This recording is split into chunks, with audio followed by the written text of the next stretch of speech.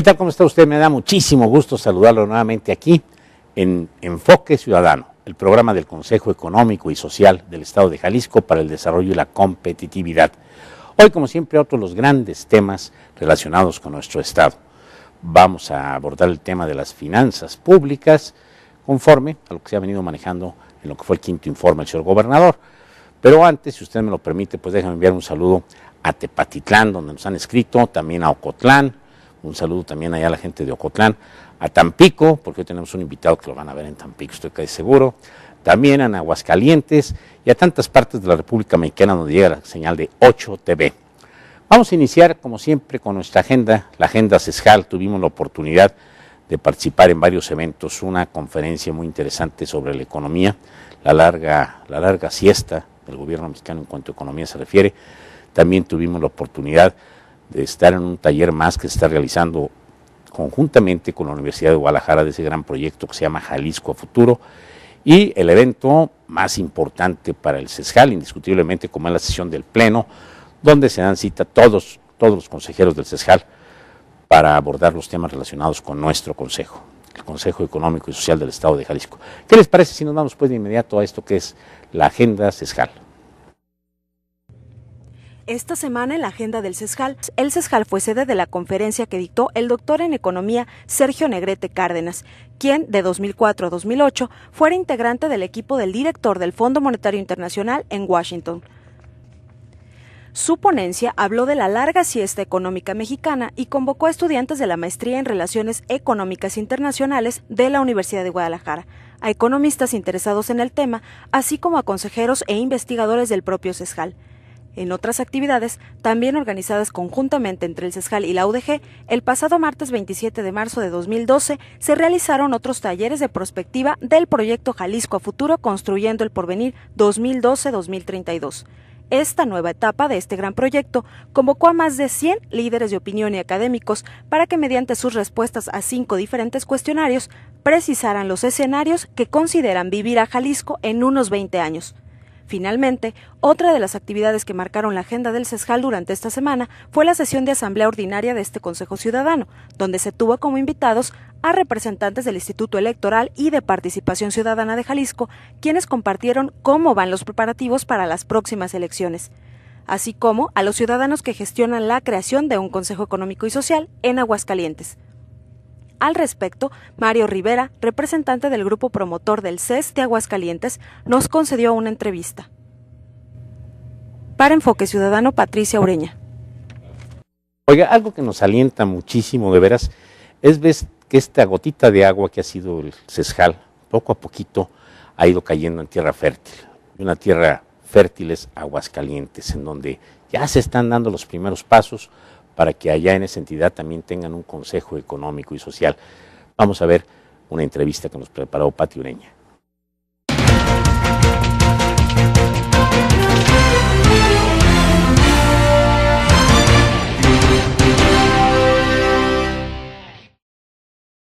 Bueno, desde el punto de vista de la actitud de la parte gubernamental, podemos identificar que el interés por que existan este tipo de iniciativas es muy relativo. Es decir, está mucho más presente en estos momentos la agenda político-electoral que pensar en la participación ciudadana. Afortunadamente, en el caso de Aguascalientes, como han podido constatar los representantes del CESJAL, el principal apoyo lo estamos teniendo de parte de la presidenta municipal de la ciudad capital. Aguascalientes es una ciudad-estado donde se concentra, como mencioné hace un rato, la gran mayoría de la actividad económica, social y política del Estado, y nos estamos yendo por ese camino.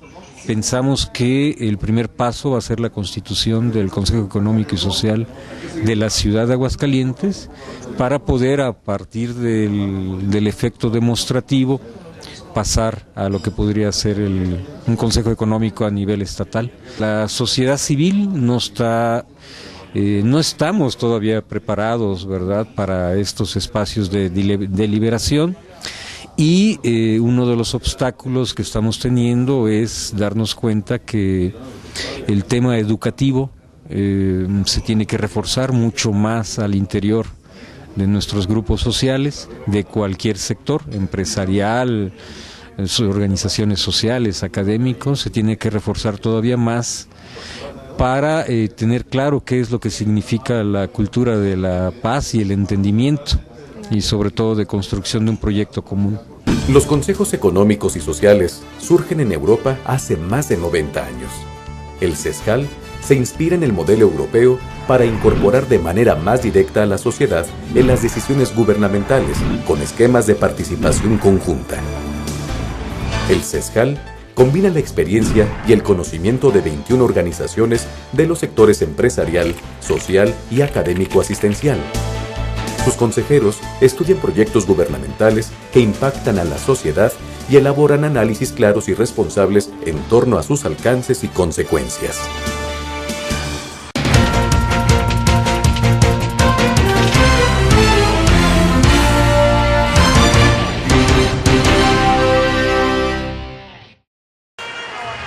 La deuda del Estado de Jalisco contratada para iniciar o terminar obras de infraestructura es de unos 14.300 millones de pesos, mismos que pasarán a la próxima administración. La Secretaría de Finanzas en turno argumenta que esta deuda pública es manejable, pues el servicio del pago de la misma representa menos del 3% del presupuesto anual y 48% de las participaciones federales que le corresponden a Jalisco, una de las entidades que, de acuerdo con la autoridad, es de las menos endeudadas del país. Por su parte, el mes pasado, en el marco de la glosa del quinto informe de gobierno, los diputados locales hicieron señalamientos sobre esta situación financiera y el comportamiento de la partida de erogaciones imprevistas, así como de la deuda misma del Estado. La autoridad competente afirma que para que Jalisco se haga de más recursos, las opciones se reducen a endeudarse o implantar nuevos impuestos. Y afirma que para este 2012 no se pretende adquirir más deuda, sino por el contrario, bajarla de los 14 a los 13,000 millones de pesos. En tanto, respecto a la partida de erogaciones imprevistas, la Secretaría de Finanzas asegura que aunque en los últimos 4 años esta ha crecido de 180 millones de pesos en 2007 a más de 900 millones, ha sido por motivos de subsanar el veto al presupuesto. Inclusive, defiende que el dinero de esta partida no tiene margen para que se aplique de forma discrecional. La mejor referencia de lo anterior es que no existen observaciones a las cuentas públicas del Poder Ejecutivo. Incluso, Finanzas explica que estas erogaciones imprevistas, permisibles por ley, se han otorgado apoyos a instancias que lo han requerido al gobierno del Estado, como por ejemplo la Universidad de Guadalajara, el Poder Judicial, el proceso electoral local y el propio Congreso del Estado. Con todo lo anterior, Jalisco ocupa el lugar 16 a nivel nacional por su nivel de deuda, en tanto que se encuentra entre los 5 estados de la República Mexicana que más rápido se han endeudado en los últimos 5 años. Los otros son Coahuila, Nuevo León, Veracruz y Chihuahua. De 15.829 millones de pesos es el aumento de la deuda que Jalisco ha adquirido en los últimos 5 años. Por otra parte, se advierten que el endeudamiento a nivel de los municipios de Jalisco se multiplicó por 7 en los últimos 10 años. Para Enfoque Ciudadano, Patricia Ureña. Fíjese usted que uno de los consejos que tenía un rancherito cuando le decían que los principios contables era el debe y el haber, pues decía, es muy sencillo, nomás hay que juntarlos, debe haber, porque si no hay, ya marchamos todos. Pues hoy vamos a platicar precisamente de los dineros, de las finanzas, de la importancia de este tema para todos, porque nos afecta a todos los ciudadanos jaliscienses, el presupuesto de las finanzas públicas. Y para ello, hoy nos honran con su presencia dos personas muy importantes aquí en el CESJAL. Quiero dar la bienvenida en primer término al consejero, el contador público Ignacio Camarena Ábalos, quien es consejero por parte de colegios, de la Federación de Colegios Profesionales de Jalisco. Tocayo, bienvenido. Gracias, Tocayo. Y una persona también pues muy estimada por todos nosotros, nuestro secretario general, el licenciado Arturo Uribe Avín. Arturo, ¿cómo estás? Se vale que manden saludos a Tampico, por eso sí, diga al también principio que gente en Tampico nos iba a ver. La familia. Claro, pues un saludo para todos ellos. Y pues para entrar en calor de inmediato y vámonos, porque es importante un presupuesto, porque los mexicanos somos como muy dados a gastar hasta lo que no tenemos, Tocayo. Bueno, en este caso, el presupuesto es la base principal para, en este caso, para cualquier gobierno, dado que de ahí es donde basa todas sus metas a cumplir para el desarrollo prácticamente, en este caso del Estado que hoy nos ocupa, es prácticamente el presupuesto es un elemento importantísimo porque en base a ello es como va a desarrollar la actividad propia del Estado. Arturo, ¿tú por qué percibes que sea tan importante el presupuesto? Somos los gastaloncillos, pues.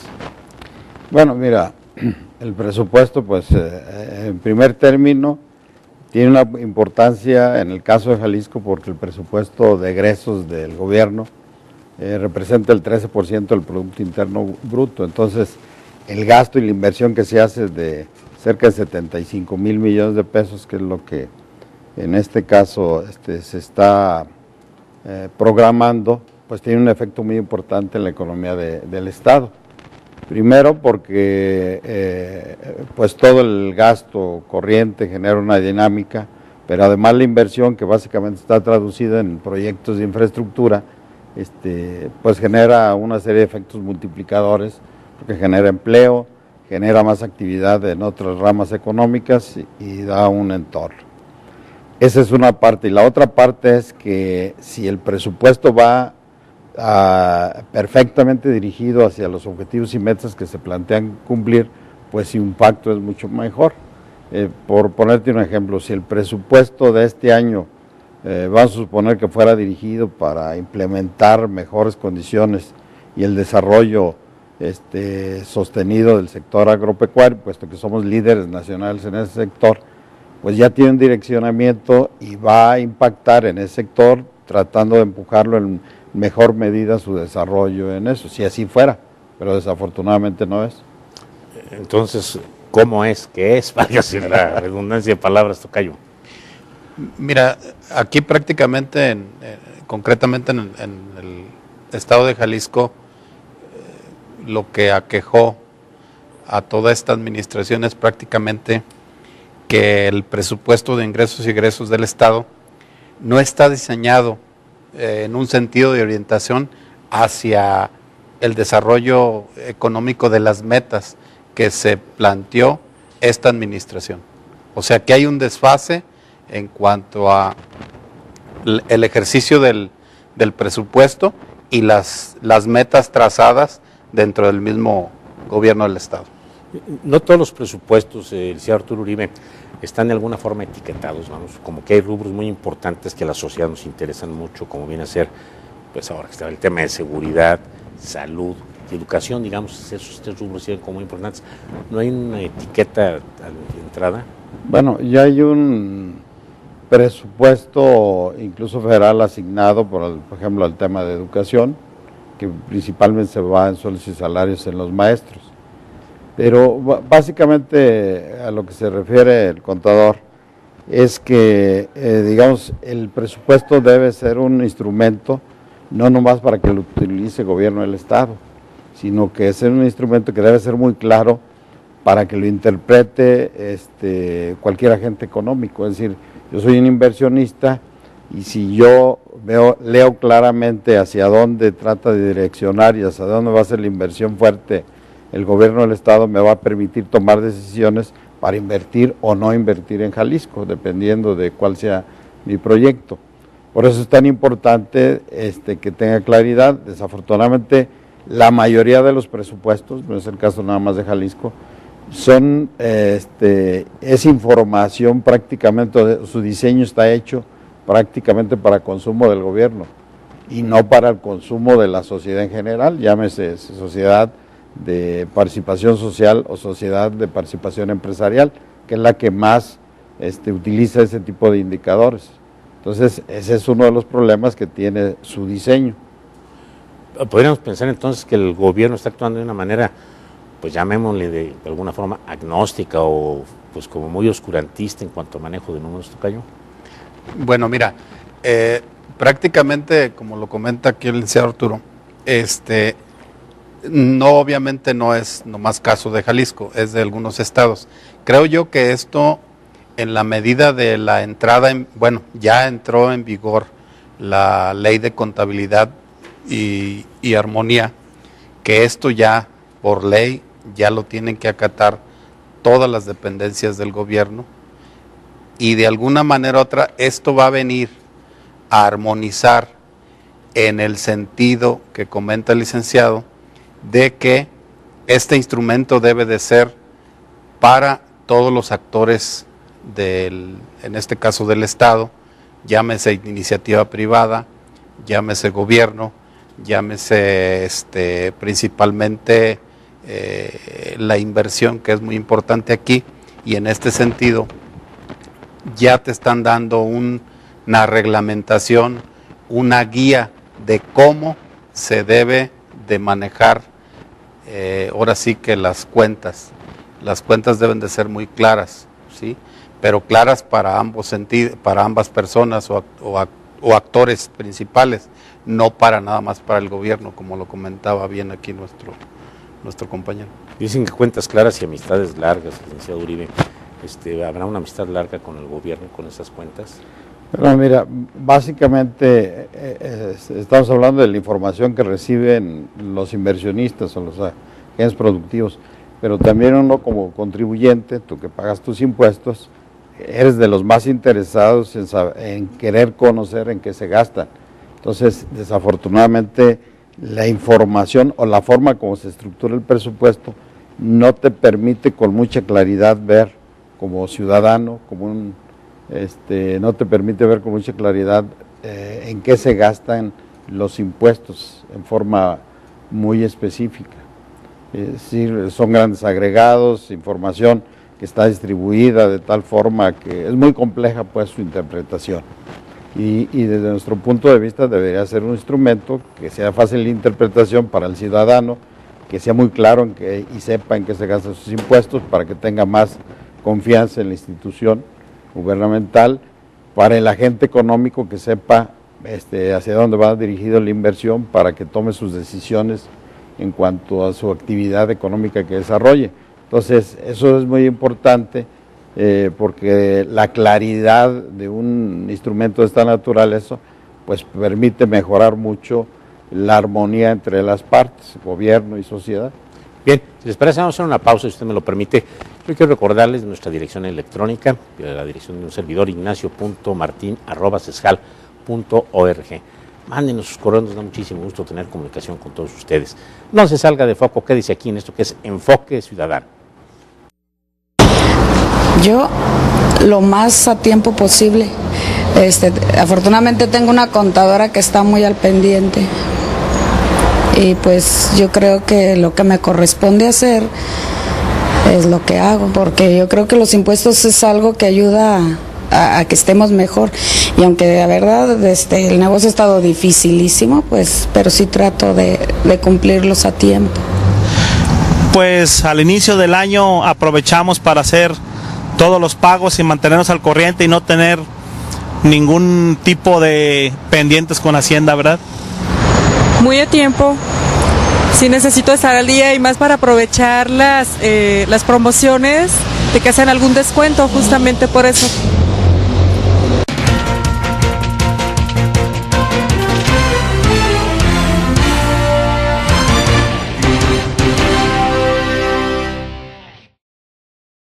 El CESJAL es joven.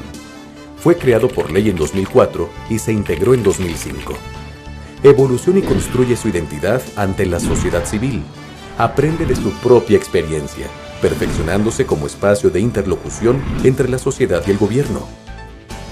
Somos un organismo en constante búsqueda para favorecer el diálogo, profesionalizar las propuestas de la sociedad civil y asegurar la continuidad de los proyectos, independientemente de transiciones gubernamentales o de otra índole. Al ser un espacio abierto a la deliberación sobre temas de trascendencia, el CESJAL es un buen consejo ciudadano. ¿Qué tal? Soy Ixanar Uriza, soy consejera del CESJAL por Corporativa de Fundaciones.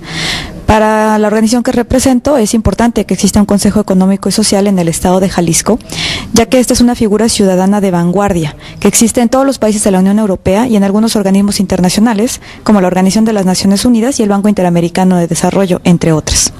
Además, es una manera en la que se puede contar con argumentaciones técnicas para la toma de decisiones, principalmente del Poder Legislativo y también indirectamente del Poder Ejecutivo, para que ellos puedan tener una medida exacta del impacto que tiene su ser y quehacer hacia la sociedad jalisciense. Por último, es un espacio de diálogo abierto para generar entre ciudadanía y sociedad y gobierno una manera en la que nosotros podemos dialogar para construir una verdadera democracia participativa. Gracias. Para que nos escuchen, les voy a dar un consejo. Un consejo para hacer mejor las cosas. Un consejo para organizarnos. Un consejo para saber qué nos hace falta. Un consejo que es de todos y para todos. Este consejo no es del gobierno. Es un consejo de la sociedad. Consejo Económico y Social de Jalisco. Nuestro Consejo Ciudadano.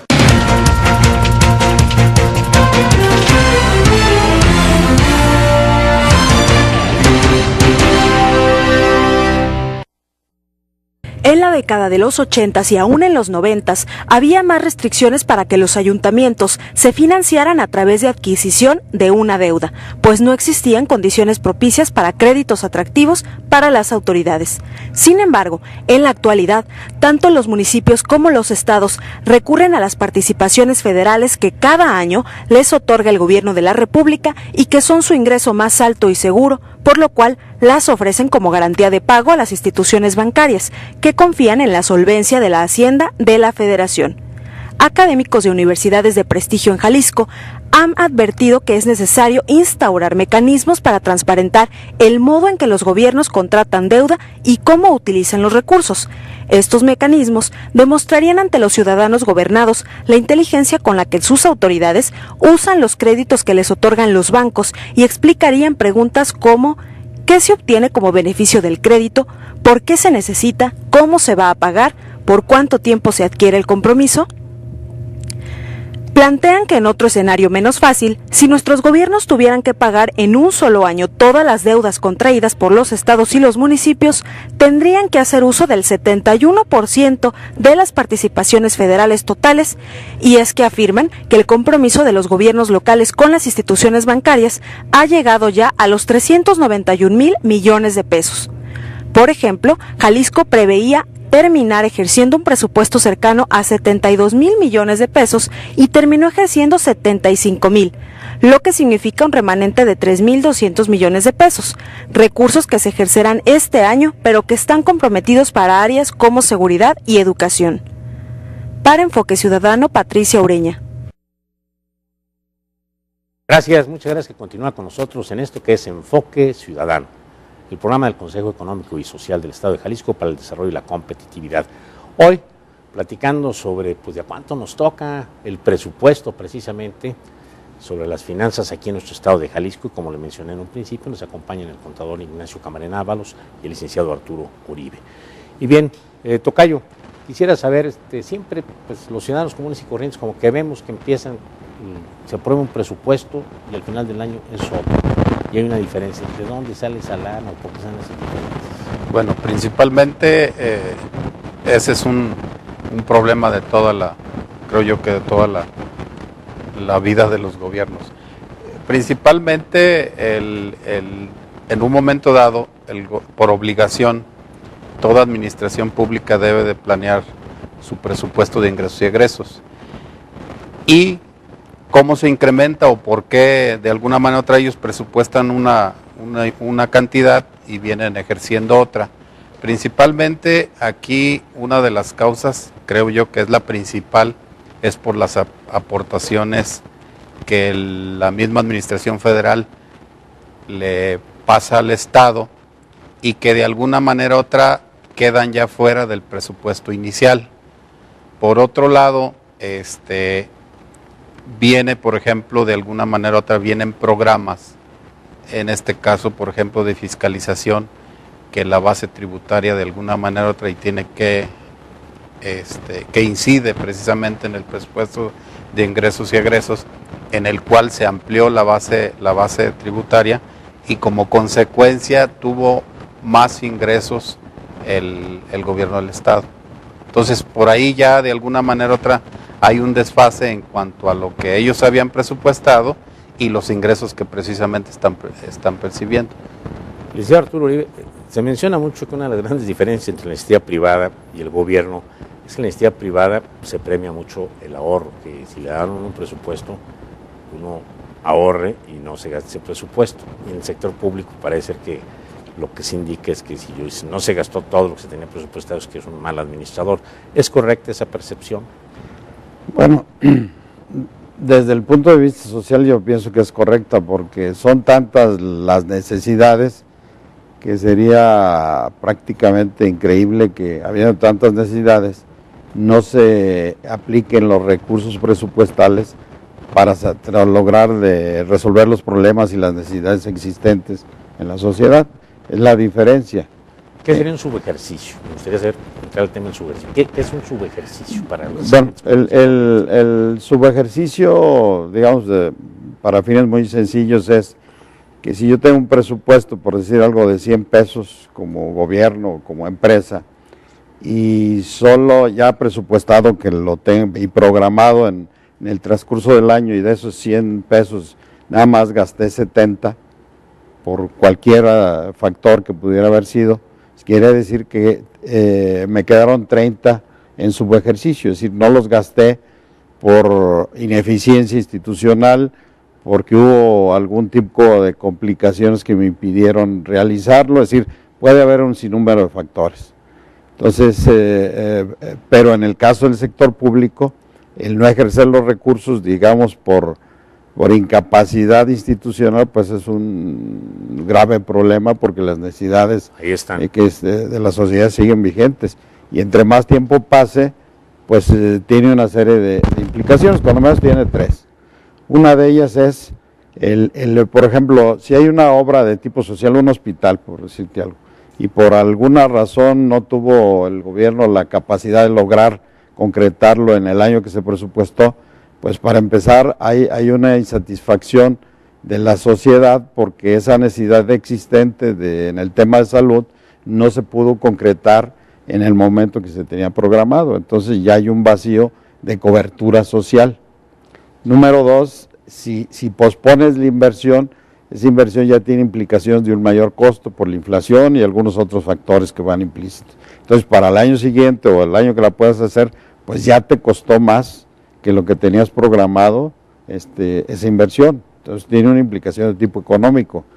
Y tercero, el no realizar una inversión en el periodo presupuestado implica que el efecto, toda inversión, en el caso de inversión, tiene un efecto multiplicador en la economía, porque genera más empleo, genera mayor actividad en otras ramas económicas, es decir, tiene un efecto en la economía de tipo estatal y regional. No se da porque no hubo esa inversión, o sea, tiene una serie de implicaciones bastante serias desde el punto de vista social y económico. ¿Y aquí en Jalisco hubo subejercicio o hay subejercicio? Desde nuestro punto de vista sí, incluso no hemos podido lograr concretar, porque las cifras que suben al sistema, a la Secretaría de Finanzas, son incluso inconsistentes en la información. Déjame decir de paso, perdón, Arturo, que invitamos a gente a la Secretaría de Finanzas y lamentablemente no nos pudo acompañar. Desafortunadamente. Esto quiero dejarlo claro, no puede ser que como Juan Palomo me lo guiso, me lo come y nosotros nada más hablamos. No, hubo una invitación a la Secretaría de Finanzas o alguien que nos pudiera hablar de presupuestos y lamentablemente no nos pudieron acompañar. No fue posible. Pero adelante. Entonces, siguiendo el esquema más claro que tienen ellos de información, por ejemplo, en el año 2007, hablando nada más periodo gubernamental actual, tuvieron 4.767 millones de pesos de subejercicio, y eso ya en su cuenta pública. En el año 2008, 4.800, en el año 2009, casi 4.800 otra vez, en el 10, 4.283 millones de pesos. Es decir, son cantidades muy importantes que reflejan pues algún problema que existe de capacidad de gestión y de desarrollo en los presupuestos. Entonces, eso es un tema, y bueno, es una de las razones por las que ya se mencionaba. Es decir, una cosa es la cantidad que aprueba el Congreso y otra cosa es la cantidad que le llaman ellos asignación presupuestal, que va apareciendo en el transcurso del año, una cantidad que es superior al presupuesto aprobado por el Congreso, porque desafortunadamente el Congreso le da una serie de atribuciones al Ejecutivo para que ingresos adicionales los pueda manejar él discrecionalmente sin necesidad de someterlos otra vez a aprobación del Congreso. Y así tenemos que en el periodo señalado de 2007-2010, pues tuvo una discrecionalidad de 30.590 millones de pesos, lo cual es una cantidad muy importante presupuestalmente.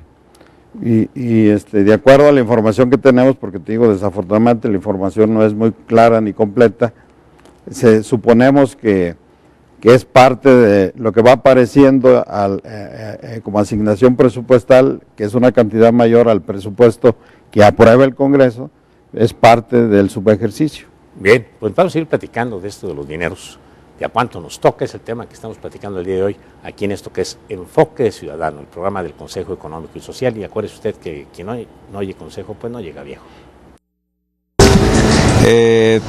Difícilmente puntual por la economía que se ha venido llevando a cabo aquí en México. Pues siempre, porque como consumidor que somos, simplemente con el hecho de estar pagando el IVA, tú ya estás pagando tu impuesto. Ya era así que es caso de la misma empresa, el ver ellos qué tan puntuales son en pagarlo. Siempre los pago puntuales, para no tener problemas en Hacienda y no tener que hacer colas.